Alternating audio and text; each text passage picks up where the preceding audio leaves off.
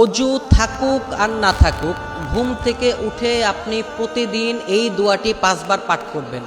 আপনি ঘুম থেকে উঠছেন, এখনও আপনি ওয়াশরুমে যান নাই, এই দোয়াটি 5 বার পাঠ করবেন। ঘুম থেকে উঠার সাথে সাথে আল্লাহ তাআলা আপনার রিজিকে বরকত দান করবে, আপনার সমস্ত কাজের মধ্যে বারাকা চলে আসবে, চারিদিক থেকে সম্পদ আসতে থাকবে। আপনি ভাবতেও পারবেন না যে আল্লাহ তাআলা আপনাকে এত পরিমাণ রিজিক দিতেছে, এত পরিমাণ সম্পদ দিতেছে। এজন্য প্রিয় ভাই, ঘুম থেকে উঠে সাথে সাথে এই দোয়াটি 5 বার পাঠ করবেন। দোয়াটি হচ্ছে ইন্নাল্লাহা গফুরুর রহিম, ইন্নাল্লাহা গফুরুর রহিম।